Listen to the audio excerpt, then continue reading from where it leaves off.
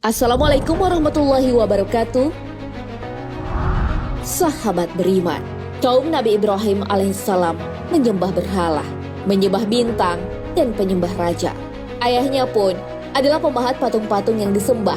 Nabi Ibrahim alaihissalam pun disuruh oleh ayahnya menjual patung-patung yang dianggap Tuhan oleh penyembahnya. Lalu akankah Nabi Ibrahim alaihissalam menjualnya? Bagaimana cara beliau menjual patung-patung itu? Bagaimanakah cara beliau menjelaskan bahwa patung bukanlah Tuhan?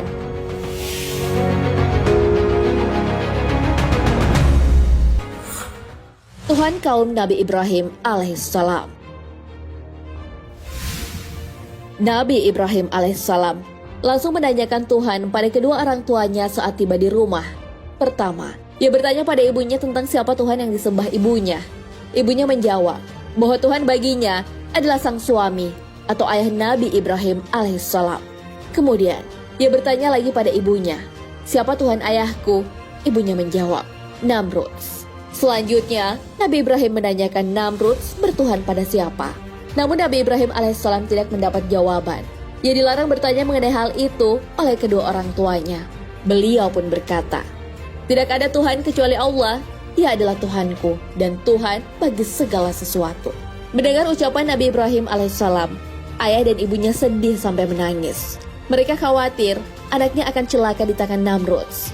Hal itu karena Nabi Ibrahim alaihissalam tidak menyembah raja itu. Nabi Ibrahim alaihissalam lantas berkata, jangan mengkhawatirkanku dari kekejaman Namruds. Aku adalah dalam penjagaan saat yang telah menjagaku sewaktu aku kecil. Dia pasti menjagaku ketika aku sudah besar. Karena takut seseorang mengelaporkan Nabi Ibrahim, akhirnya menghadap langsung kepada Raja Namruds. Ayah Nabi Ibrahim mengatakan bahwa anak yang dikhawatirkan oleh Raja Namruds adalah anaknya. Dia menjelaskan bahwa anaknya tidak dilahirkan di rumahnya.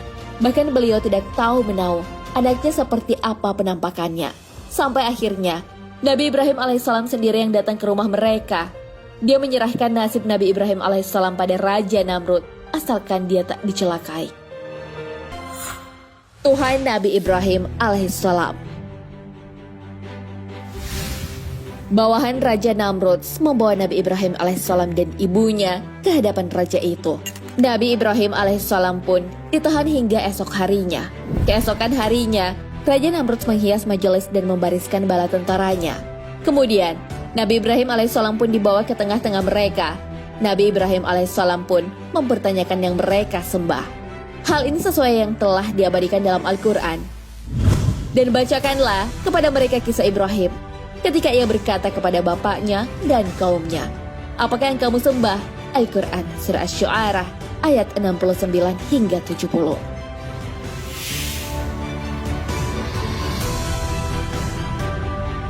Namrud selalu mengajak Nabi Ibrahim alaihissalam untuk menyembahnya, menyembah agama dan kepercayaan yang raja itu yakini. Raja Namrud mengaku bahwa ia yang menciptakan Nabi Ibrahim alaihissalam dan memberikan rezeki. Tentu saja, Nabi Ibrahim alaihissalam membantahnya. Hal ini diabadikan dalam firman-Nya, yaitu Tuhan yang telah menciptakan aku, maka dialah yang menunjuki aku, dan Tuhanku yang dia memberi makan dan minum kepadaku. Dan apabila aku sakit, dialah yang menyembuhkan aku, dan yang akan mematikan aku, kemudian akan menghidupkan aku kembali. Al-Quran Surah Asy-Syu'arah ayat 78 hingga 81. Mendengar hal itu, Raja Namrud menyuruh ayah Nabi Ibrahim alaihissalam untuk mengajari anaknya. Nabi Ibrahim alaihissalam dianggap masih kecil, sehingga ia tidak mengetahui apa yang diucapkannya. Ia berharap yang dipercaya Nabi Ibrahim alaihissalam akan berubah. Nabi Ibrahim menjual Tuhan. Nabi Ibrahim alaihissalam pun pulang. Ia disuruh oleh ayahnya untuk menjual berhala. Nabi Ibrahim alaihissalam disuruh menjual patung yang besar dan yang kecil dengan harga berbeda. Terjadilah percakapan antara Nabi Ibrahim alaihissalam dan ayahnya. Hal ini diabadikan dalam Al-Quran. Ingatlah ketika ia berkata kepada bapaknya, wahai bapakku, mengapa kamu menyembah sesuatu yang tidak mendengar, tidak melihat, dan tidak dapat menolong kamu sedikit pun? Wahai bapakku, sesungguhnya telah datang kepadaku sebagian ilmu pengetahuan yang tidak datang kepadamu.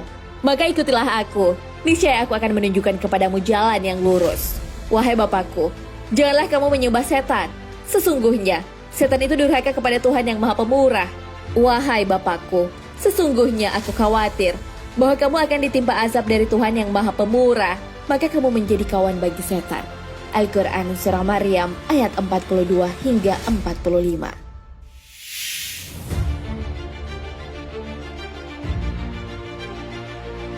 Kemudian, Azar menjawab kalimat yang diucapkan Ibrahim. Bapaknya berkata kepada Ibrahim, seperti yang difirmankan oleh Allah, bencikah kamu kepada Tuhan-Tuhanku, hai Ibrahim? Jika kamu tidak berhenti, maka niscaya kamu akan kurajam, dan tinggalkanlah aku buat waktu yang lama. Al-Quran Surah Maryam ayat 46. Nabi Ibrahim alaihissalam lalu mengambil patung-patung yang dianggap Tuhan oleh kaumnya. Ia mengikatkan tali pada kaki patung-patung itu. Beliau lalu berkeliling dengan menarik patung itu dan berkata, siapakah yang mau membeli barang yang tidak akan memberikan mudarat dan manfaat? Patung-patung itu pun tak ada yang laku. Hal itu karena menjelaskan bahwa patung itu tak patut disembah. Yang patut disembah adalah Allah Subhanahu wa Ta'ala yang telah menciptakan manusia. Dan sahabat beriman, itulah kisah Nabi Ibrahim alaihissalam menjual berhala yang dianggap Tuhan oleh kaumnya. Beliau sudah memperingatkan ayahnya dan kaumnya untuk menyembah Allah Subhanahu wa Ta'ala yang menciptakan manusia. Bukannya berhala yang tak bisa melakukan apa-apa, tak bisa melihat dan tak bisa mendengar. Padahal Allah Subhanahu wa Ta'ala yang merupakan pencipta alam semesta ini Maha melihat dan Maha mendengar. Hal ini sesuai firman-Nya. Tidak ada sesuatu pun yang serupa dengan Dia, dan Dialah yang Maha mendengar dan melihat. Al-Quran Surah Asy-Syurah ayat 11. Wallahu a'lam bishawab.